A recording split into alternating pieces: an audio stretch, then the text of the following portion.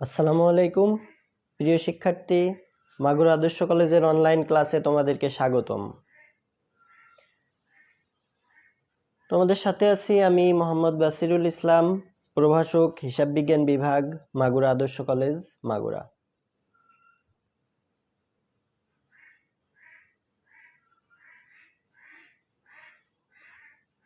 আজকের বিষয় BBA honours প্রথম বর্ষ, হিসাব বিজ্ঞান নীতিমালা। হিসাব বিজ্ঞান নীতিমালা বিষয়টি হিসাব বিজ্ঞান ও ব্যবস্থাপনা বিভাগ দুই বিভাগের ছাত্রছাত্রীদেরই রয়েছে। হিসাব বিজ্ঞান নীতিমালা বিষয়ের উপর আজ আমার এটি চতুর্থ ক্লাস। আজ তোমাদেরকে আমি হিসাব সমীকরণের অঙ্ক করাবো। তো হিসাব সমীকরণের আজকের অঙ্কটি ভালোভাবে বুঝতে হলে তোমাদেরকে অবশ্যই আমি এর পূর্ববর্তী যে ক্লাসটি নিয়েছি অর্থাৎ তৃতীয় যে ক্লাসটি নিয়েছি ওইটা তোমাদেরকে ভালোভাবে দেখতে হবে। তৃতীয় ক্লাসে আমি হিসাব সমীকরণের ছক কিভাবে টানতে হয় সেটা আমি হাতে কলমে বিস্তারিত দেখিয়েছি।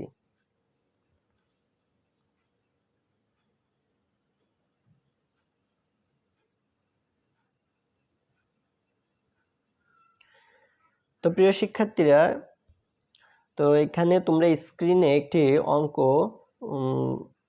অঙ্কর প্রশ্ন দেখতে পাচ্ছ। পরীক্ষায় যেভাবে প্রশ্ন আসে সেভাবে দেওয়া আছে। তো আমি অঙ্কটি পড়ি।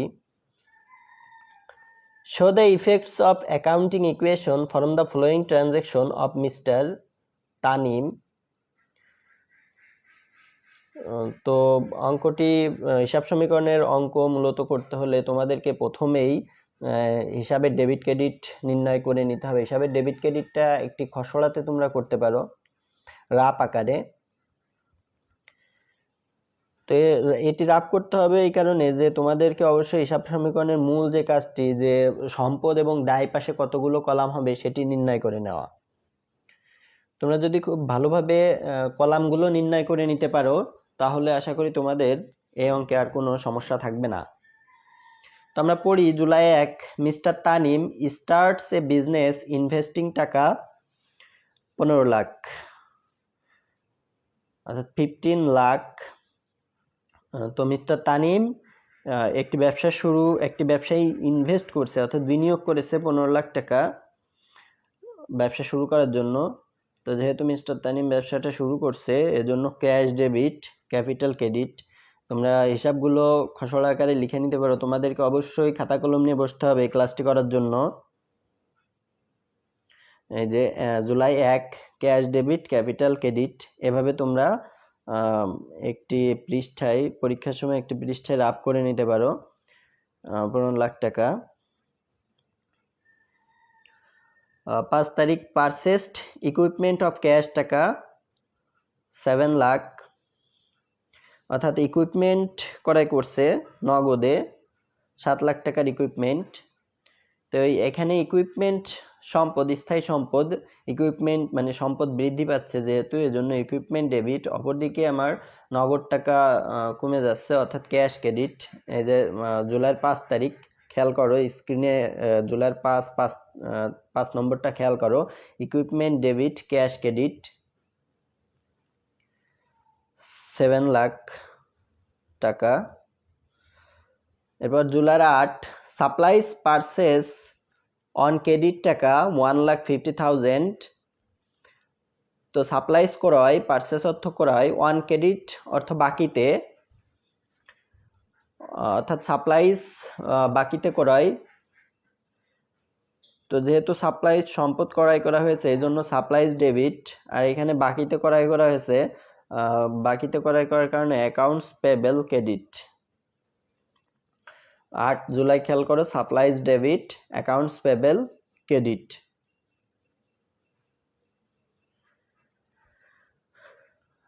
July 10 service provided for cash টাকা 1,20,000। সার্ভিস প্রোভাইডেড অর্থাৎ সেবা দেওয়া হয়েছে, সরবরাহ করা হয়েছে, ফর ক্যাশ নগদে সেবা দেওয়া হয়েছে। তো নগদে সেবা দিলে নগদ টাকা আসে, নগদ সম্পদ বৃদ্ধি পায়, এজন্য ক্যাশ ডেবিট। অপরদিকে সেবা দেওয়ার কারণে সার্ভিস রেভিনিউ ক্রেডিট। জুলাই 10 তারিখ খেয়াল করো, cash debit, service revenue credit 1,20,000। 20,000 টাকা। July 15 service provided on credit অথবা অ্যাকাউন্ট টাকা 35,000, অর্থাৎ সেবা দেওয়া হয়েছে অন অ্যাকাউন্ট অর্থাৎ বাকিতে 35,000 টাকার সেবা সরবরাহ করা হয়েছে। তো বাকিতে সেবা দিলে এর পূর্বে তোমরা 10 তারিখে হেল্প করছিলে, আমরা নগদে যখন সেবা দিয়েছিলাম ক্যাশ ডেবিট ছিল, এখানে যেহেতু বাকিতে সেবা দেওয়া হয়েছে আমরা টাকাটা পাবো, অর্থাৎ account receivable debit, account receivable debit, service revenue credit. July 15 তারিখ খেয়াল করো, accounts receivable debit, service revenue credit.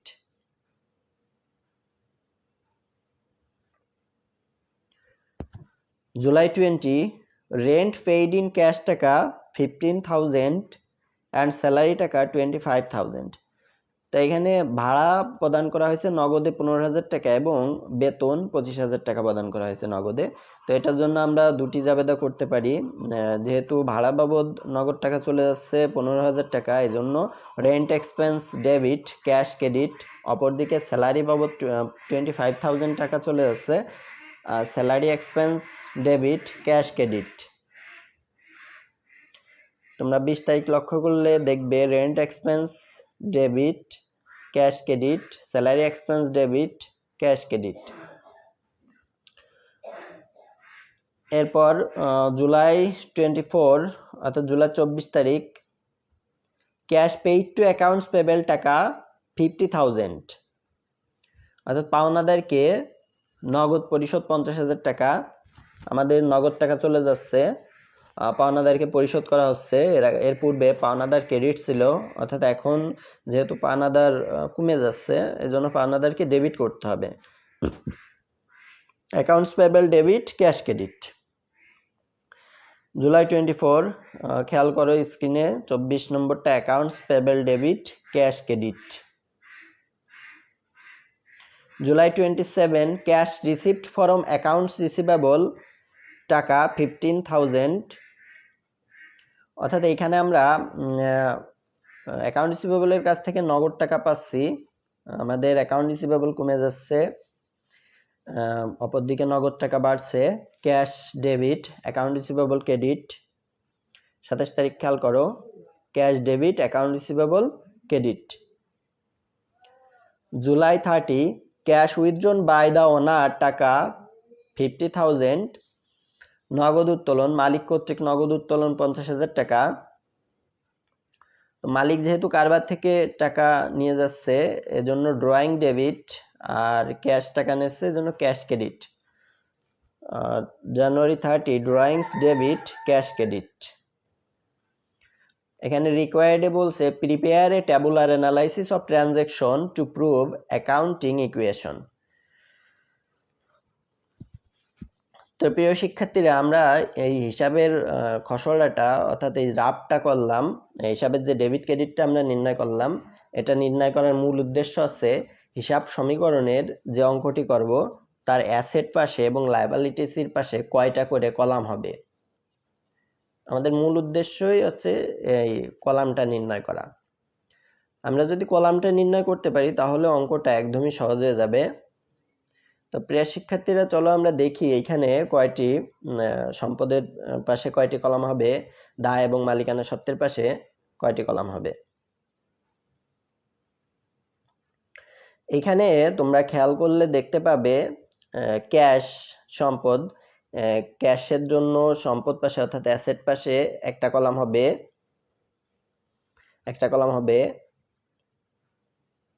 এরপর ক্যাপিটালের জন্য মালিকানা সত্ত্ব অনার্স ইকুইটির পাশে একটা হবে। তো আমরা আগে সম্পত্তির পাশে কয়টা হবে সেটা দেখি। ইকুইপমেন্ট সম্পদ, এটার জন্য একটা হবে। সাপ্লাইজ সম্পদ, এর জন্য একটা হবে। ক্যাশ সম্পদ, ক্যাশেরটা আগেই আমরা দেখছি। অ্যাকাউন্টস রিসিভেবল সম্পদ, এর জন্য একটা হবে।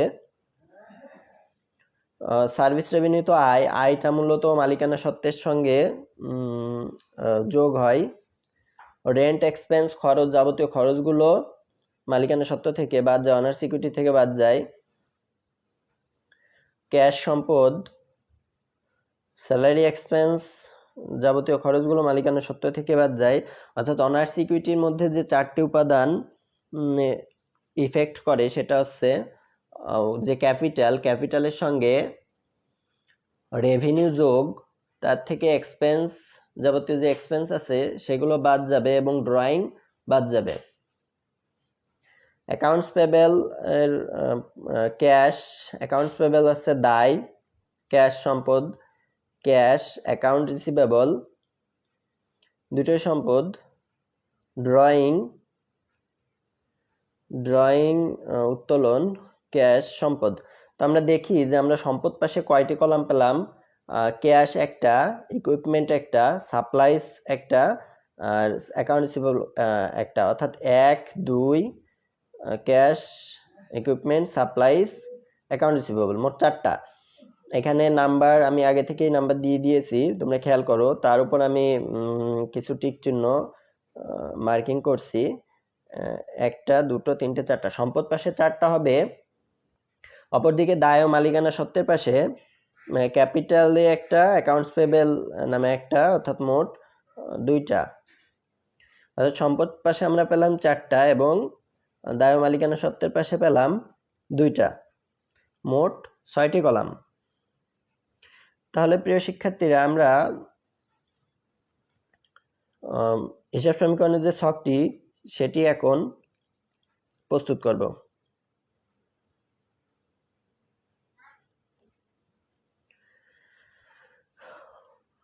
অর্থাৎ তোমরা ঠিক এভাবে হিসাব সমীকরণের ছকটি প্রস্তুত করতে পারো। তোমরা খেয়াল করলে দেখতে পাবে যে প্রথমে একবারে শিরোনামে, অর্থাৎ অঙ্কটি করার পূর্বে উপরে যে নামটি দিতে হয় মিস্টার তানিম, অর্থাৎ যে কারবার প্রতিষ্ঠান আছে সেই কারবার প্রতিষ্ঠানের নাম দিতে হবে মিস্টার তানিম। তারপর summary of transactions for the month of July 2006। এরপর আমরা আসি কলামগুলোতে। অ্যাসেট পাশে 4টি column, cash, equipment, supplies, account receivable. অপরদিকে লায়াবিলিটিস প্লাস অনার্স ইকুইটির পাশে 2টি column, accounts payable and mister Tanim capital. আরেকটি মন্তব্যের কলাম রয়েছে, রিমার্কস, অর্থাৎ type of owners equity transaction.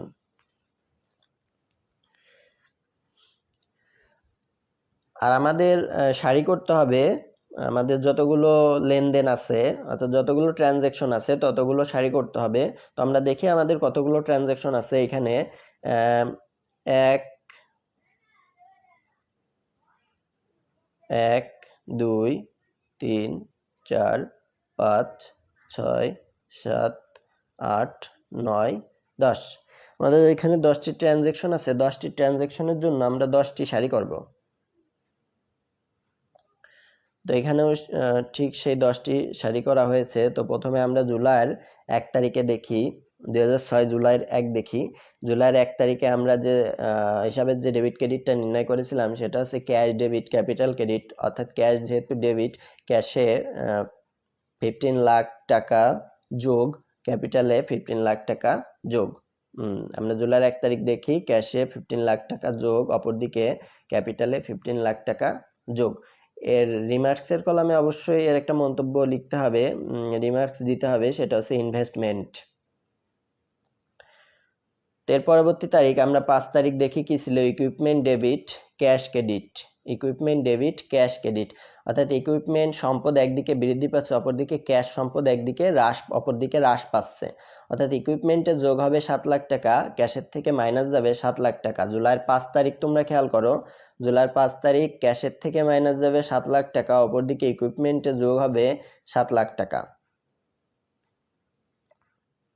আমরা জুলাইয়ের 8 তারিখ দেখি, জুলাইয়ের 8 তারিখে যে হিসাবের ডেবিট ক্রেডিট নির্ণয় করেছিলাম সেটি ছিল supplies debit 1,50,000, accounts payable credit 1,50,000।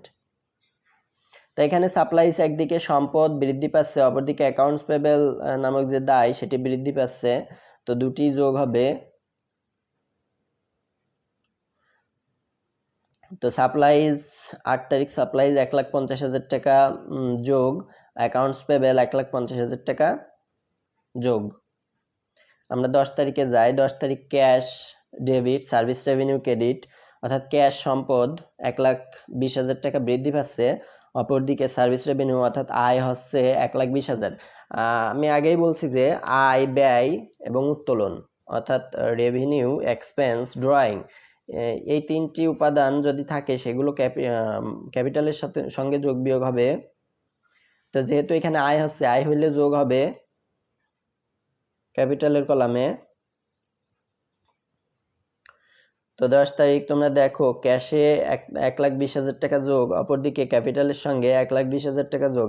আর এই ক্যাপিটালের কলামে যদি কোনো টাকা আসে তাহলে তার একটি রিমার্কস দিতে হবে। এটা হচ্ছে সার্ভিস রেভিনিউ, রিমার্কসের ঘরে লেখা হয়েছে। তো আমরা এবার 15 তারিখ দেখি, July 15। Accounts receivable debit, service revenue credit. Account receivable 35,000, service revenue 35,000। একদিকে আমার সম্পদ অ্যাকাউন্ট রিসিভেবল বৃদ্ধি পাচ্ছে, অপরদিকে সার্ভিস রেভিনিউ আয় অর্থাৎ ক্যাপিটালের সঙ্গে 35,000 টাকা যোগ হচ্ছে, আয় বৃদ্ধি পাচ্ছে। জানুয়ারি 15, অ্যাকাউন্ট রিসিভেবল 35,000 টাকা, অপরদিকে সার্ভিস রেভিনিউ বৃদ্ধি, আয় হয়েছে, এই জন্য ক্যাপিটালের সঙ্গে যোগ হবে 35,000 টাকা। এর রিমার্কসের কলামে লিখতে হবে সার্ভিস রেভিনিউ। এরপর আমরা দেখব জুলাই 20 অর্থাৎ জুলাইয়ের 20 তারিখ। জুলাইয়ের 20 তারিখে আছে দুইটি, একই সঙ্গে দুইটি জাবেদা আছে, দুইটি হিসাবে ডেবিট ক্রেডিট আছে দুইটি ট্রানজ্যাকশনের। একটা আছে rent expense debit, cash credit, অপরটা salary expense debit, cash credit. তো দুটির জন্য আমরা দুটি সারিতে দেখাবো। দুটি নগদ টাকা কমে যাচ্ছে, অর্থাৎ নগদ থেকে 15,000, 25,000 দুটি বিয়োগ হবে। অপরদিকে যেহেতু খরচ হলে আমি বলছি ক্যাপিটাল থেকে মাইনাস করতে, ক্যাপিটালের কলাম থেকে মাইনাস করতে, তাহলে দুটি ক্যাপিটালের কলাম থেকে মাইনাস যাবে। তোমরা খেয়াল করো জুলাইয়ের 20 তারিখ। তো রেন্ট এক্সপেন্স বাবদ যে 15,000 টাকা ছিল সেটা ক্যাশের থেকে মাইনাস করা হয়েছে, আবার ক্যাপিটালের কলাম থেকে মাইনাস করা হয়েছে, এর জন্য মন্তব্যের ঘরে লেখা হয়েছে রেন্ট এক্সপেন্স। অপরদিকে স্যালারি এক্সপেন্সের জন্য যে 25,000 টাকা ছিল সেটা ক্যাশের থেকে মাইনাস করা হয়েছে, অপরদিকে ক্যাপিটালের কলাম থেকে মাইনাস করা হয়েছে, ওটার জন্য মন্তব্যের ঘরে লেখা হয়েছে স্যালারি এক্সপেন্স। জুলাই 24, তোমরা জুলাই 24 তারিখ খেয়াল করো। জুলাই 24 তারিখে আছে accounts payable debit, cash credit. অর্থাৎ একদিকে আমার দায়, অ্যাকাউন্টস পেবেল যে দায়টা হ্রাস পাচ্ছে, অপরদিকে ক্যাশ নগদ টাকা হ্রাস পাচ্ছে। দায় হ্রাস পেলে দায় থেকে এটা মাইনাস যাবে, ক্যাশ সম্পদ হ্রাস পাচ্ছে, সম্পদ ক্যাশের থেকে এটা মাইনাস যাবে। জুলাই 24 তারিখ খেয়াল করো। জুলাই 24 তারিখে ক্যাশের থেকে 50,000 টাকা বিয়োগ, অপরদিকে দায়ের পাশে অ্যাকাউন্টস পেবেল থেকে 50,000 টাকা বিয়োগ। জুলাই 27, তো তোমরা জুলাই 27 খেয়াল করো আমরা কি করছিলাম, সেটার জন্য করছিলাম cash debit, account receivable credit. একদিকে আমার ক্যাশ সম্পদ বৃদ্ধি পাচ্ছে, অপরদিকে অ্যাকাউন্ট রিসিভেবল নামক যে সম্পদ সেটা হ্রাস পাচ্ছে। অর্থাৎ একদিকে ক্যাশের সঙ্গে যোগ হবে 15,000 টাকা, অপরদিকে অ্যাকাউন্ট রিসিভেবল থেকে বাদ যাবে 15,000 টাকা। জুলাই 27 খেয়াল করো, ক্যাশের সাথে যোগ 15,000 টাকা, অপরদিকে অ্যাকাউন্ট রিসিভেবল থেকে বাদ 15,000 টাকা। এরপর তোমরা জুলাইয়ের 30 তারিখে খেয়াল করো, জুলাই 30। আর জুলাই 30-এ ছিল drawings debit, cash credit. Drawings উত্তোলন হইলে সেটা ক্যাপিটাল থেকে বাদ যাবে, আর ক্যাশ, অপরদিকে ক্যাশ ক্রেডিট সম্পদ হ্রাস পাচ্ছে, এটা ক্যাশের থেকে মাইনাস যাবে। তো জুলাই 30 তারিখ খেয়াল করো, ক্যাশের থেকে 50,000 টাকা বিয়োগ, অপরদিকে ক্যাপিটাল থেকে, ড্রয়িং হয়েছে যেহেতু এই জন্য ক্যাপিটালের কলাম থেকে 50,000 টাকা বিয়োগ। এটার জন্য মন্তব্যের ঘরে লিখতে হবে, রিমার্কসের কলামে লিখতে হবে ড্রয়িংস। তো এই ছিল প্রিয় শিক্ষার্থীরা অঙ্কগুলো বসানোর সিস্টেম, অর্থাৎ প্রতিটি সারিতে যেভাবে টাকার অঙ্কগুলো বসাইতে হবে সেটা। তোমরা মনোযোগ সহকারে হিসাবে ডেবিট ক্রেডিটটা যদি নির্ণয় করতে পারো, মানে সঠিকভাবে হিসাবের ডেবিট ক্রেডিটটা নির্ণয় করতে পারলে তোমাদের কাছে অঙ্কটি করতে খুব সহজ হবে। তো এরপর যে ক্যাশের কলাম আছে, ইকুইপমেন্ট কলাম আছে, সাপ্লাইসের কলাম আছে, অ্যাকাউন্ট রিসিভেবলের কলাম আছে, প্রতিটি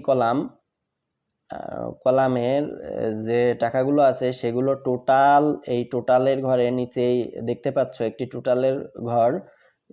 এই টোটালের ঘরে টোটালের যে সারি আছে এখানে যোগফল নামাইতে হবে, অর্থাৎ ক্যাশের যেগুলো যোগের আছে প্লাসের আছে সেগুলো যোগ করতে হবে, এবং যেগুলো ব্র্যাকেট দেওয়া আছে ওগুলো হচ্ছে বিয়োগের।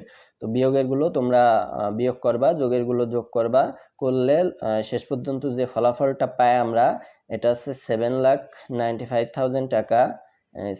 7,95,000 টাকা। ইকুইপমেন্টের কলামে একটা টাকা আছে, সেটা 7 লাখ। এই কলামটা যোগ করলে আমরা 7 লাখ টাকা পাই। সাপ্লাইসের কলামে একটাই আছে টাকা, সেটা হচ্ছে 1,50,000। এটা যোগ করলে আমরা 1,50,000 টাকা পাই।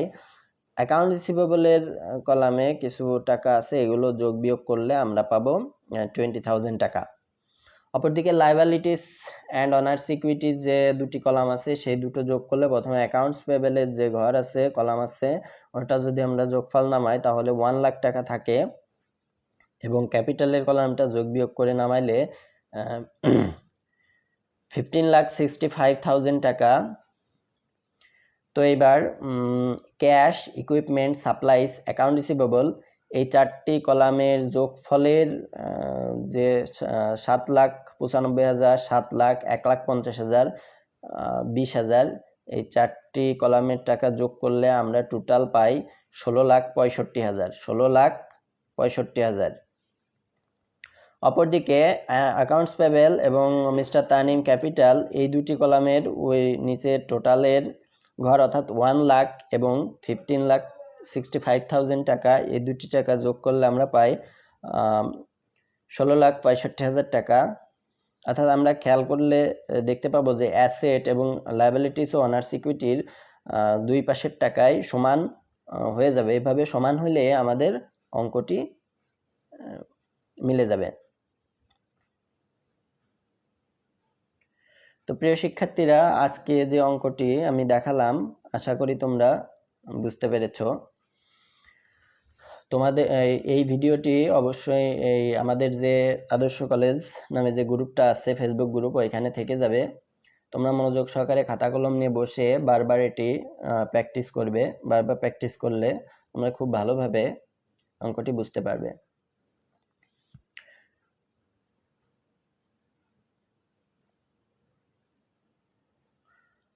তো প্রিয় শিক্ষার্থীরা, মাগুরা আদর্শ কলেজের অনলাইন ক্লাসে গ্রহণ করার জন্য তোমাদের